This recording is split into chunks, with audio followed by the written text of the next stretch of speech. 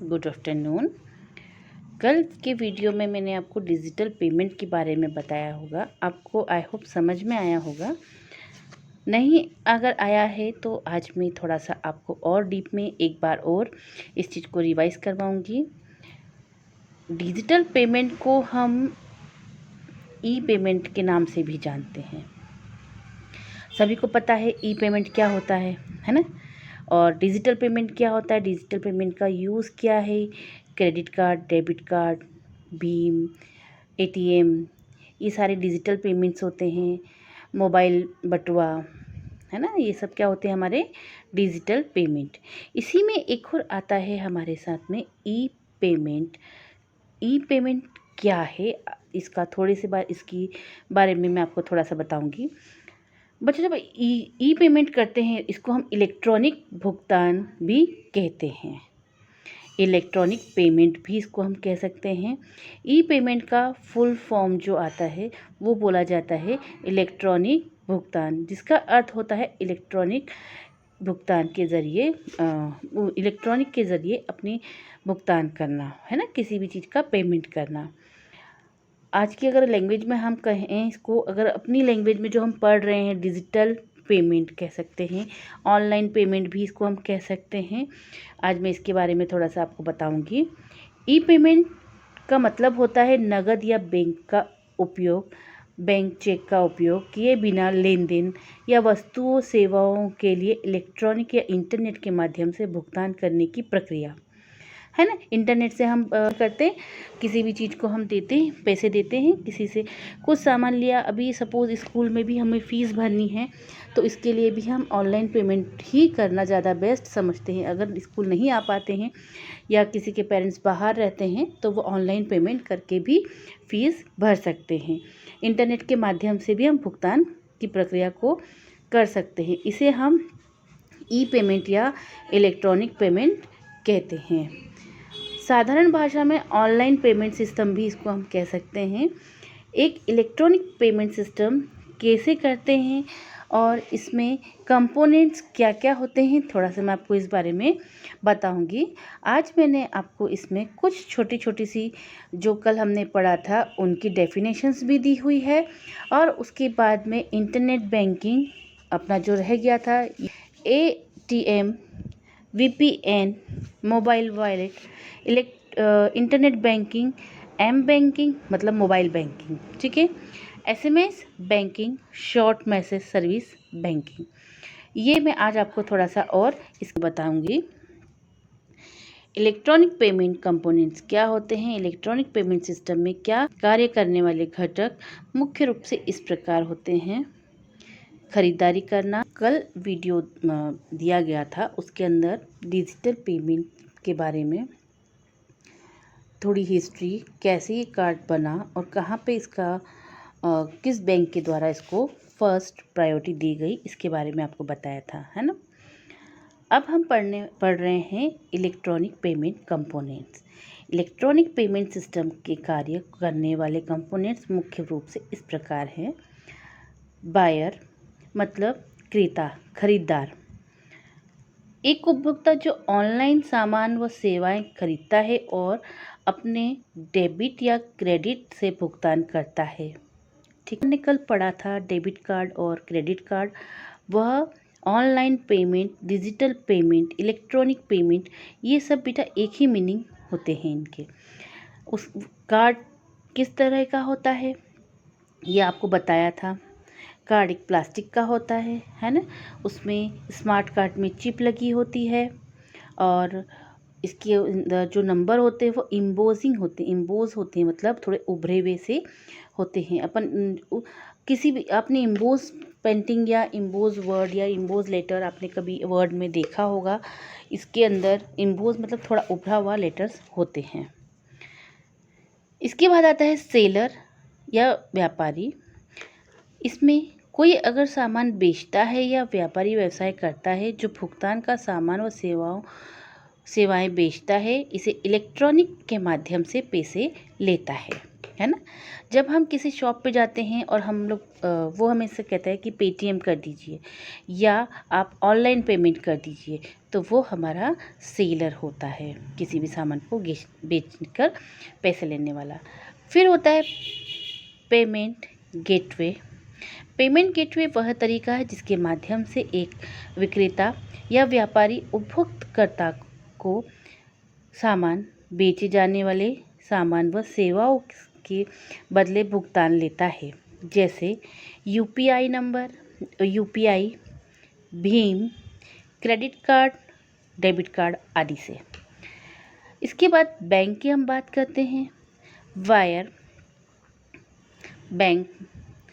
खरीदार बैंक में एक बैंक या वित्तीय संस्था जो अपने ग्राहक को डेबिट कार्ड या क्रेडिट कार्ड के जारी करता है, और जब भी कोई खरीदारी ली गई सेवा के बदले विक्रेता के कार्ड के माध्यम से भुगतान करता है, उसे हम बैंक खाते से काट लिया जाता है। ठीक है। जब ये क्रेडिट कार्ड और डेबिट कार्ड किससे कनेक्ट होते हैं बच्चों, कल मैंने बताया था, ये अकाउंट से अपने जो कार्ड बनवाता है वह अपने कार्ड से कनेक्ट रहता है, और जब भी हम क्रेडिट कार्ड या कुछ डेबिट कार्ड का यूज़ करते हैं तो यह हमारे अकाउंट से भुगतान कर जाता है। सेलर बैंक, विक्रेता बैंक। एक बैंक खाता जिसमें एक विक्रेता या व्यवसायी किसी उपभोक्ता से उसके सामान या सेवा के बदले इलेक्ट्रॉनिक भुगतान प्राप्त करता है। इसके बाद वह इलेक्ट्रॉनिक भुगतान की विधि होती है, किस किस तरीके से हम भुगतान कर सकते हैं। इलेक्ट्रॉनिक पेमेंट प्रोसेसर एक कंप्यूटरीकृत इलेक्ट्रॉनिक प्रणाली द्वारा जटिल व सुरक्षित प्रक्रिया होती है, जिसके साथ विकसित की गई, जिसे मैं आपको आगे डिटेल में और बताती हूँ, आगे पढ़ाऊंगी, जिसे हम आगे पढ़ेंगे। ई पेमेंट एक्शन बाय कस्टमर। एक को उपभोक्ता या मतलब कस्टमर को ई कॉमर्स वेबसाइट से खरीदारी या सेवा प्राप्त करने के लिए ई भुगतान की प्रक्रिया से गुजरना पड़ता है। इलेक्ट्रॉनिक भुगतान। ई कॉमर्स वेबसाइट पर भुगतान करने के कई तरीके उपलब्ध होते हैं। जब दिए गए भुगतान विधि में से किसी एक का चयन किया जाता है, वह उपभोक्ता ई भुगतान का पहला चरण होता है ना। अभी आपको मैंने बताया इसके अंदर यूपीआई होता है, और भीम होता है, डेबिट क्रेडिट कार्ड होते हैं, स्मार्ट कार्ड होते हैं। पर इन सब का भुगतान करने से पहले उसको कुछ प्रक्रियाओं से गुजरना पड़ता है, उसकी वेबसाइट से भुगतान करने के तरीके को उपलब्ध कराना पड़ता है। यदि उपभोक्ता कस्टमर पेमेंट करने के लिए डेबिट या क्रेडिट कार्ड का विकल्प चुनता है, तो उसे पेमेंट फॉर्म में अपने डेबिट या क्रेडिट कार्ड की जानकारी भरनी होती है, जैसे कार्ड नंबर, एक्सपायरी डेट और CVV code address. Card number. जब भी हम कोई पेमेंट करते हैं, जैसे इंटरनेट बैंकिंग या कोई सी भी आप बैंकिंग, या जब भी कोई बड़ा पेमेंट करना रहता है तो उस क्रेडिट कार्ड या डेबिट कार्ड का, तो उसके अंदर जो मैंने कल आपको नंबर बताए थे 4 डिजिट में 4 बार जो नंबर लिखे हुए थे, फर्स्ट कार्ड नंबर हम उसको लिखते हैं। एक्सपायरी डेट, उसके अंदर एक एक्सपायरी डेट होती है, लाइक 25/12/2024, है ना, ये एक्सपायरी डेट होती है। सपोज नंबर हो सकता है 61313334 टाइम एंड 4444, इस तरह से 16 डिजिट का ये नंबर हो सकता है। CVV, जब कार्ड के पीछे एक CVV करके 4 डिजिट के कुछ नंबर्स होते हैं, वो इसमें लिखना पड़ता है। सारी जानकारी भरने के बाद उपभोक्ताओं को बैंक की वेबसाइट पर डायरेक्ट किया जाता है। इसके बाद ई पेमेंट करने के लिए दूसरे प्रोसीजर से गुजरना पड़ता है। Payment gateway authentications. इसके बाद पेमेंट गेटवे कस्टमर द्वारा किए गए पेमेंट या भुगतान की सभी जानकारी की पुष्टि करता है। यदि कस्टमर द्वारा भुगतान की जानकारी सही है तो ई पेमेंट प्रोसेस जारी रहती है। सफल पेमेंट या भुगतान करने के बाद उपभोक्ता ई पेमेंट का कन्फर्मेशंस प्राप्त करता है। इतना आया समझ में किस तरह से हम पेमेंट कर सकते हैं। Received payment in seller bank account. Payment gateway service provided. उपभोक्ताओं में बैंक अकाउंट पैसे मिलने के बाद विक्रेता विक्रेता बैंक खाते में ट्रांसफ़र कर देते हैं। उम्मीद है आपको ई पेमेंट की यह प्रक्रिया समझ में आई होगी। ओके, अब हम बात करते हैं ई पेमेंट में बिजनेस मेथड। बाज़ार में हमें कई प्रकार के ई भुगतान सुविधाएं द्वारा देखने को मिलती है, जिसके माध्यम से हम आसानी से इलेक्ट्रॉनिक भुगतान कर सकते हैं। ऑनलाइन शॉपिंग के दौरान हम ई कॉमर्स या ई बिज़नेस वेबसाइट पर आपको कई प्रकार के ई पेमेंट मेथड किए जाने के लिए प्रोसेस मिलती है। इसके बारे में मैं आपको बताती हूँ। जो भी हम क्रेडिट कार्ड या डेबिट कार्ड या मोबाइल वॉलेट या वीपीए यूज़ करते हैं, ये सब ई पेमेंट की प्रोसेस कहलाती है। कल मैंने आपको यूपीआई यूनिफाइड पेमेंट इंटरफेस के बारे में बताया था। यूपीआई का पूरा नाम यूनिफाइड पेमेंट इंटरफेस है, जिसका हिंदी में अर्थ होता है एकीकृत भुगतान इंटरफेस। इस प्रकार की ई भुगतान सेवा इंटरनेट भुगतान की सेवा का उपयोग करने के लिए आपको एक वर्चुअल पेमेंट एड्रेस बनाना होता है। इसके बाद आपको इसे अपने बैंक अकाउंट से लिंक करना होता है। अपने यूपीआई एड्रेस को अपने बैंक से लिंक करने के बाद आप फाइनेंशियल एड्रेस बन जाता है। आपका एक फाइनेंशियल एड्रेस बन जाता है। इसके बाद आपको बैंक खाता नंबर IFSC कोड यदि याद रखने की ज़रूरत नहीं होती है। बस आपको अपने मोबाइल नंबर का उपयोग करके आप किसी भी भुगतान कर सकते हैं या भुगतान करवा भी सकते हैं। कल मैंने जो आपको इसके बारे में इन्हीं सब जो इलेक्ट्रॉनिक पेमेंट होते हैं, डिजिटल पेमेंट भी इसको हम कहते हैं, इसके बारे में आपको मैंने थोड़ा सा कल आपको मैंने इसके बारे में डिटेल थोड़ी बताई थी। पर इनका भुगतान कैसे किया जाता है ये आपको आज मैं इसकी मेथड पूरी बता रही हूँ। इसके बाद में हम देखेंगे भीम का पूरा फुल फॉर्म जो आता है Bharat interface for money, BHIM, Bhim. इसका पूरा नाम होता है भारत इंटरफेस फॉर मनी, जिसका हिंदी अर्थ है पैसे के लिए भारत इंटरफेस है। इसका पूरा फुल फॉर्म हिंदी मीनिंग क्या रहेगा? पैसे के लिए भारत इंटरफेस है। इसकी शुरुआत 1 जनवरी वर्ष 2017 में भारत प्रधानमंत्री नरेंद्र मोदी दामोदर दास मोदी ने की थी, जो कि यूनिफाइड पेमेंट इंटरफेस यूपीआई से सीधा जुड़ा है।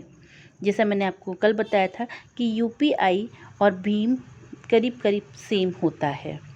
भारत इंटरफेस फॉर मनी सीधे आधार कार्ड से जुड़ा होता है, जिसमें फिंगरप्रिंट्स की मदद से ट्रांसफ़र की सुविधा होती है। भीम में वॉलेट की सुविधा नहीं दी गई है। यह सीधे आपके खाते से जुड़ा हुआ होता है। इसके द्वारा किए गए लेन देन आपके सीधे बैंक में जमा होते हैं और बैंक के ही खाते से कटते हैं। ओके, नेक्स्ट हमारा आता है VPN, virtual payment address. VPN का पूरा नाम होता है वर्चुअल पेमेंट एड्रेस, जिसका हिंदी अर्थ होता है आभासी भुगतान पता करना। VPA उन भुगतानों को दिया जाता है जो यूपीआई प्रणाली का इस्तेमाल करते हैं। इसका इस्तेमाल फाइनेंशियल ट्रांजैक्शंस के लिए किया जाता है, जिसमें बैंक अकाउंट और IFSC कोड की आवश्यकता नहीं होती है, क्योंकि VPA बैंक अकाउंट की डिटेल्स को बदल देता है। VPA और UPI के भुगतान करने की सीमा 1 लाख तक की होती है, जो कि VPA दिशा निर्देशों के अनुसार बदलती रहती है, और मोबाइल बैंकिंग ऐप ने भुगतान करने की सीमा प्रतिदिन के हिसाब से तय कर रखी है। मतलब जब हम मोबाइल से भी कुछ पेमेंट करते हैं उसके लिए भी कुछ सीमाएं या कुछ लिमिटेशंस डिसाइड है कि आप इतना ही पेमेंट इससे एक बार में कर सकते हैं। जैसे कि एटीएम में भी एक लिमिटेशन है कि हम 4 बार एटीएम से कार्ड क्रेडिट कर सकते हैं, बट ये सारी लिमिटेशन आपकी सेफ्टी के लिए किया जाता है। नेक्स्ट हम बात करते हैं AEPS। AEPS का भी कल मैंने आपको फुल फॉर्म और फुल मीनिंग समझाया था। आज भी एक बार और इसको कैसे यूज़ किया जाता है इसके बारे में भी बता रहे हैं। आधार एम्बेडेड पेमेंट सिस्टम, जिसका शाब्दिक अर्थ होता है आधार समक्ष भुगतान प्रणाली। APS national payment corporation of India द्वारा विकसित किया गया एक सिस्टम होता है बच्चों, जो आधार नंबर, फिंगरप्रिंट्स या आईज स्कैनिंग की मदद से वेरिफिकेशन करता है, जिसे माइक्रो ATM द्वारा फाइनेंशियल ट्रांजैक्शन करने की अनुमति प्रदान की जाती है। यह मुख्यतः 4 प्रकार की बैंकिंग सुविधाओं की अनुमति प्रदान करता है: bank balance enquiry, cash deposit, cash withdrawal और आधार से आधार फंड ट्रांसफ़र। इसमें कल मैंने आपको 3 प्रकार के केस बताए थे, जिसमें पिन था, पिन कार्ड से पहचान होती थी, फिंगरप्रिंट से पहचान होती थी या किसी नंबर से आपकी पहचान होती थी। ये सब उन्हीं से रिलेटेड हैं। अगर आपने कल का वीडियो बहुत ध्यान से और बहुत अच्छे से सुना होगा बच्चों, तो आपको ये बहुत जल्दी से समझ में आ जाएगा। आज आपको बताने का मेरा मीनिंग ही यही है कि कल आपको जो मैंने समझाया था, आज उसको कैसे हम प्रोसेस में लाते हैं, उसकी मेथड क्या है, इसके बारे में आपको समझाना है। Mobile wallet, mobile e wallet का पूरा नाम होता है मोबाइल इलेक्ट्रॉनिक वॉलेट, मतलब एक पर्स के जैसा, जिसका हिंदी अर्थ होता है मोबाइल इलेक्ट्रॉनिक बटुआ। इसे साधारण भाषा में हम digital wallet, mobile wallet, virtual wallet भी कह सकते हैं। मोबाइल वॉलेट का इस्तेमाल ऑनलाइन सेवाएं, ऑनलाइन सर्विसेज भुगतान के लिए, पेमेंट करने के लिए किया जाता है बच्चों। इसका सबसे ज़्यादा यूज़ जो होता है पेटीएम, फ़ोनपे और गूगल पे में होता है। कल आपको जब ये बताया गया था कि गूगल, पेटीएम और फ़ोनपे और डिजिटल पेमेंट में आते हैं, बट ये किस के थ्रू होते हैं? मोबाइल के थ्रू होते हैं। इसको हम मोबाइल वॉलेट, ई वॉलेट भी कहते हैं। इसके अंतर्गत पेटीएम, फ़ोनपे, गूगल पे आदि आते हैं। EFT, electronic fund transfer. EFT का पूरा नाम होता है इलेक्ट्रॉनिक फ़ंड ट्रांसफ़र, जिसका हिंदी अर्थ होता है इलेक्ट्रॉनिक निधि हस्तांतरण। EFT पेमेंट सिस्टम के माध्यम से फंड में एक बैंक के द्वारा दूसरे बैंक को में कंप्यूटर या ATM मशीन या जाता है, ठीक है, बिना किसी कागज़ के इसे एक जगह से दूसरी जगह ट्रांसफ़र किया जाता है। यह पैसे ट्रांसफ़र करने में बहुत ही सुरक्षित और आसान तरीका होता है। इस पेमेंट सिस्टम में से पैसे बहुत ही जल्दी ट्रांसफ़र किए जाते हैं। ओके, आई होप आपको इतना समझ में आया होगा। ये EFT, ये मैं आपको नए नाम बता रही हूँ। आज आप इसको अपनी कॉपी में नोट डाउन कर लीजिएगा। इनकी छोटी छोटी सी डेफिनेशंस हैं। NEFT, national electronics fund transfer. NEFT का पूरा नाम है नेशनल इलेक्ट्रॉनिक फंड ट्रांसफ़र, जिसका हिंदी शाब्दिक अर्थ होता है राष्ट्रीय इलेक्ट्रॉनिक निधि हस्तांतरण। NEFT पेमेंट सिस्टम के माध्यम से पैसे को एक बैंक से दूसरी बैंक में मोबाइल, कंप्यूटर, ATM मशीन के द्वारा आसानी से कर सकते हैं। NEFT से भुगतान करने की अधिकतम सीमा लगभग 10 लाख तक होती है, जो कि RBI, reserve bank of India, दिशा निर्देश के अनुसार बदलती रहती है। इसमें सिस्टम में आप कभी भी अपना मोबाइल और कंप्यूटर से पैसे ट्रांसफ़र कर सकते हैं। RTGS, real time gross settlement. RTGS का पूरा नाम होता है रियल टाइम ग्रॉस सेटलमेंट, जिसका हिंदी अर्थ होता है वास्तविक समय सकल निपटान। आरटीजीएस पेमेंट सिस्टम के द्वारा भुगतान करना या प्रत्येक कार्य की प्रक्रिया जल्दी होती है इसमें, है ना। इसका संचालन सीधे तौर पर आरबीआई मतलब रिजर्व बैंक ऑफ इंडिया के द्वारा किया जाता है। यह प्रक्रिया भुगतान करने की सीमा 2 लाख तक से अधिक होती है। इसके माध्यम से आप किसी भी बैंक खाते में तुरंत भुगतान कर सकते हैं। नेक्स्ट हम बात करते हैं IMPS इमीडिएट पेमेंट सर्विस की। IMPS का पूरा नाम इमीडिएट पेमेंट सर्विस है, जिसका अर्थ होता है तत्काल भुगतान सेवा। IMPS एक सुरक्षित और शीघ्र पेमेंट करने की प्रोसेस सिस्टम होता है, जिसके द्वारा किसी भी व्यक्ति को तत्काल इमीडिएटली पैसे ट्रांसफ़र कर सकते हैं। IMPS का संचालन NPC national payment corporation of India द्वारा किया जाता है, जो कि बैंक ग्राहकों के लिए 24/7 आवर्स उपलब्ध रहता है। नेक्स्ट हम बात करते हैं ATM का फुल फॉर्म सब लोग को पता है। ATM पर ATM का फुल फॉर्म है क्या? Micro automated teller machine. इसका फुल फॉर्म है माइक्रो ऑटोमेटेड टेलर मशीन, जिसका हिंदी शाब्दिक अर्थ होता है सूक्ष्म संचालित टेलर मशीन। इसे दुनिया के कुछ चुनिंदा देशों ने कैश पॉइंट कैश मशीन या ABM ऑटोमेटिक बैंकिंग मशीन के रूप में भी जाना जाता है। Micro ATM card swipe machine होता है। इसमें इंटरफेस मोबाइल की स्क्रीन की तरह इसकी मशीन होती है। यह POS टर्मिनल के आधार पर कार्य करता है। इसका संचालन मुख्य रूप से बैंक में बायर द्वारा किया जाता है। इसके माध्यम से बैंक अपने ग्राहकों को आसानी से दूर स्थानों पर इस bank account cash withdrawal, cash deposit आदि की सुविधा प्रदान करता है।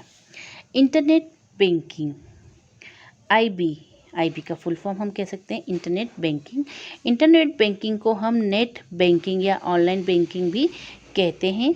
यह एक इलेक्ट्रॉनिक पेमेंट प्रणाली या सिस्टम होता है, जिसमें बैंक अपने कस्टमर को बैंक वेबसाइट के माध्यम से फाइनेंशियल ट्रांजैक्शन के लिए सुविधा प्रदान करता है। इस सुविधा का उपयोग करके बैंक ग्राहक आसानी से अपना bank balance, fund transfer, fix deposit, bill payment, mobile recharge, tax payment, insurance payment आदि कर सकता है। इसके बाद हम नेक्स्ट बात करते हैं M-बैंकिंग मोबाइल बैंकिंग की। M-बैंकिंग का पूरा नाम मोबाइल बैंकिंग है, जिसका शाब्दिक अर्थ होता है चल दूरभाषा बैंकिंग।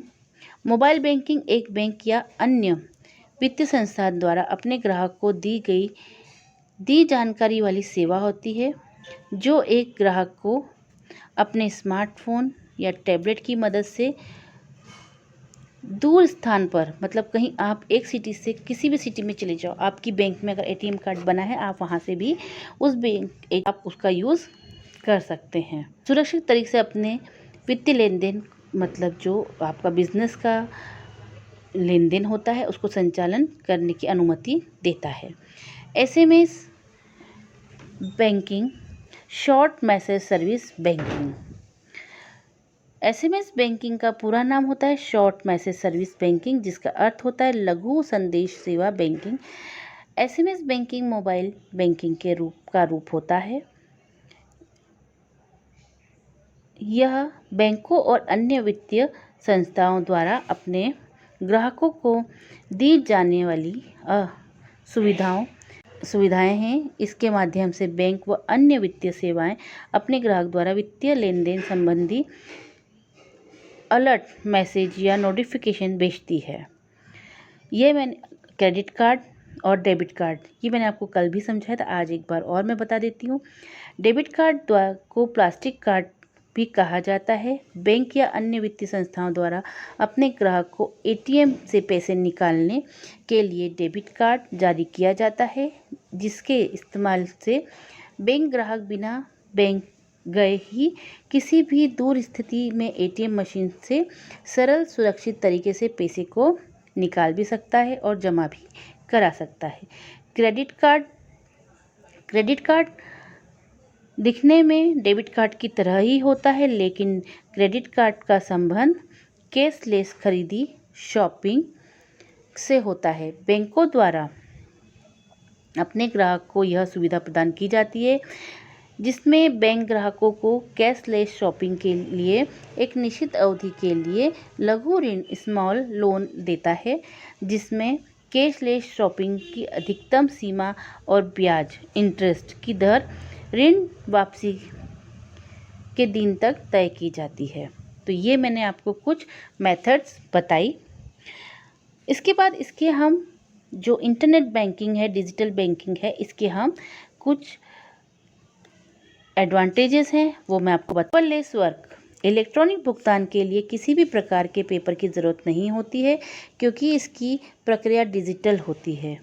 लो ट्रांजैक्शंस कॉस्ट।